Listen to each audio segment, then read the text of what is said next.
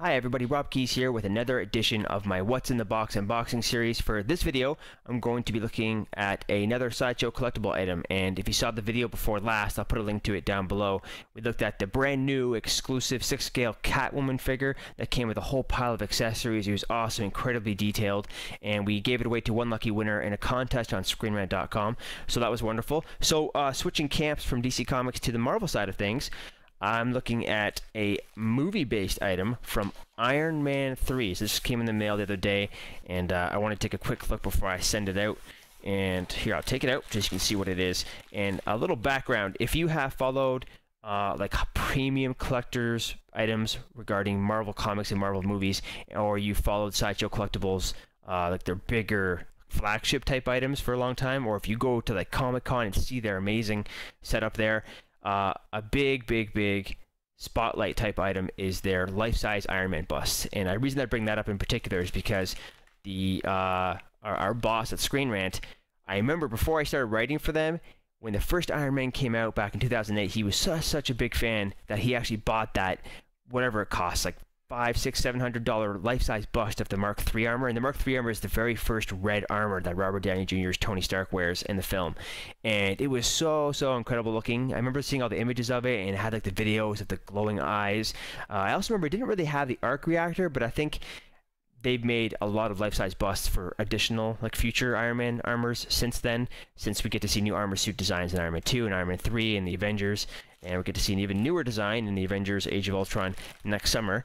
But for now, for those not willing to spend, you know, $800 on a life-size bust, but they still love the detail and love Iron Man, they have in their 6-scale line, that's the same scale as the Catwoman figure I looked at, and as a lot of their figures they have 6-scale busts. Same idea, just smaller and more affordable. And I think they retail for about $50 each. And for Iron Man 3, they made 8 different variants, different busts. Because if you've seen Iron Man 3, there is not just 1, 2, or 3 armor suits for Iron Man, nor are there just 1 or 2 suits for our Don Cheadle's James Rhodey Rhodes, aka War Machine. But he gets another suit as well. So without further ado, I'll take this foam off, and boom, the complete deluxe set of all 8 Iron Man 3 busts. And this one comes with an exclusive. If you've seen the film, you know his new hero armor, like the main armor he wears in the film, is the 42. It's down here. It's sort of got a reversed color scheme to what you're accustomed to seeing from the Iron Man films. Instead of being mostly red with little bits of other colors highlighting, it's mostly this tan armored gold color, and then you got the red detailing. And the exclusive, of course, is the battle damage version of that here. So 2 of the 8 are for his main armor in the film, no surprise there. And right in the top right corner, you recognize that bad boy. That was a big part of the marketing for the film. That is the Iron Patriot, the government approved and constructed War Machine suit that Rhodey and a few other characters, no spoilers here, wear in the film. And you can't really see it, but right beside him, he's got his shoulder-mounted plasma-type cannon that replaced the good old chain gun he had when he was first introduced in Iron Man 2 in the armor. A couple other ones here. You got, I'll open it up before we get too much in the details, but I'll read you the designations and tell you a little bit about them. The one thing I will say, I'm disappointed they don't have Igor. Remember when they started releasing pictures of all the different suits? They had the white and gray Starburst armor, which everyone thought he would use to fly into space and meet the Guardians of the Galaxy to, you know, set up the next film from Marvel Studios. And then there was also that other huge hulking kind of hunchback looking thing, which looked really strong, big. Everyone thought that was a version of the Hulkbuster armor he uses to fight the Hulk, and it wasn't. It was called Igor. It was just a big muscly thing. So we'll stop talking about these bad boys. Let's open them up and take a closer look. There's a little circular tape thingy you get in all these types of packaging on the side. So I will just slit that down. Hopefully this is easy to open. My eyes are killing me. Need to open some windows in here. Alright, here we go. I'm going to slide this tray out. You got typical figure display tray. 2 layers. I'm just going to take the top off. There's a better look without the background. Pretty cool, right? All 8. Very nice. Hopefully this isn't all tied down. Oh, perfect. This comes off nice and... Oh, I spoke too soon. No, it's coming. There's also a little like instruction manual or detail sheet taped in there as well. Almost there. There goes that. Smells fresh. New car smell. Here's a little pamphlet. Instruction sheet just to how to... Oh, you can turn the heads. It tells you how to mount it if you take it off the bust. Let's get that out of the way. Here we go, without the plastic blocking it. Very nice. That's all 8. So, I can't really see it here.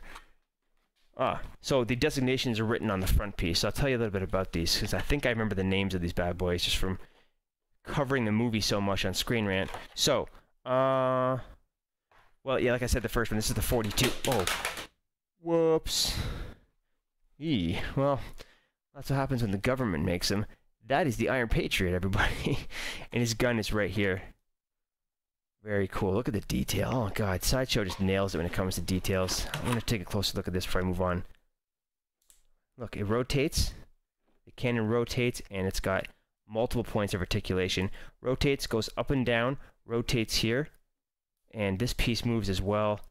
Wow, there's 5 points of articulation there. So when you mount that Iron Patriot's shoulder, it'll fit in either side. There are little plastic slide snappy things on each side. So we'll put it on his right arm, since I think that's where it takes place, where it fits in the film. There you go. Look at that. Pretty cool, right? Get my thumb off there so you can get a better look at it. And you can move that all around. You can fold it down because it flips over just like in the film. And 2014 Hot Toys Limited. And it tells you, it's got his name, Lieutenant Colonel James Rhodes, written down the thing. You got the little thing in the middle there, his arc reactor substitute. And I'm not entirely sure, but I think their heads are supposed to move. Maybe not, I'm not going to force it. I'll look into it later. There you go, everybody, that's the Iron Patriot.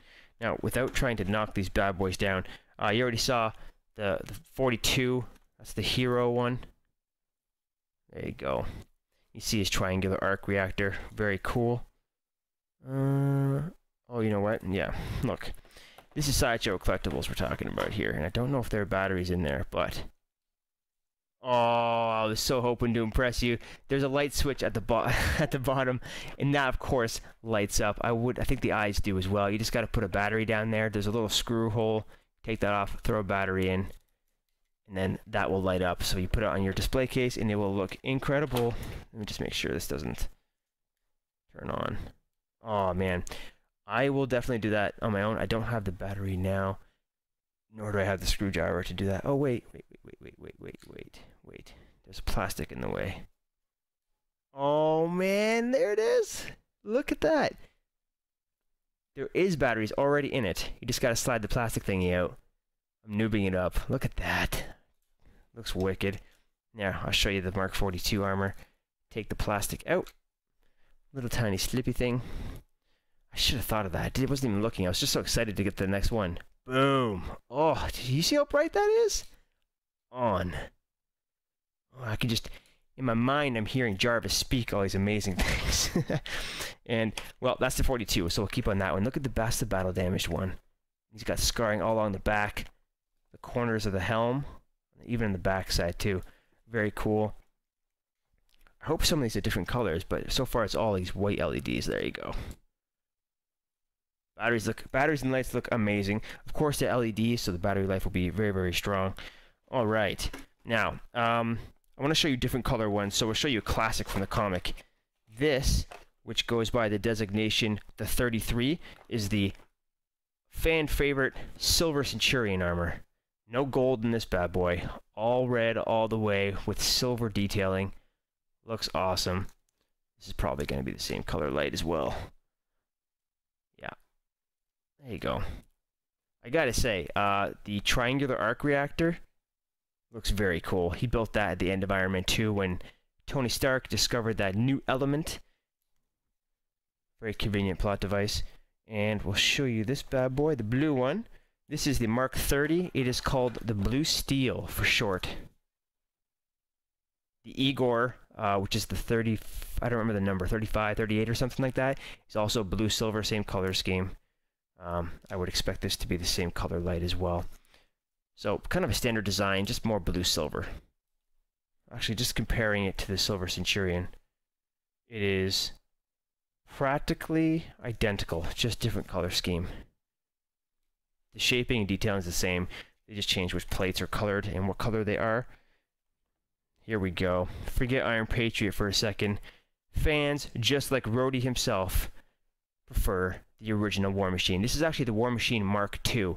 You can see from the heavier duty armor and the difference in the helmet. And of course, just like the Iron Patriot, it is got the same sort of dual plasma blast cannon. Is that the same? Yeah.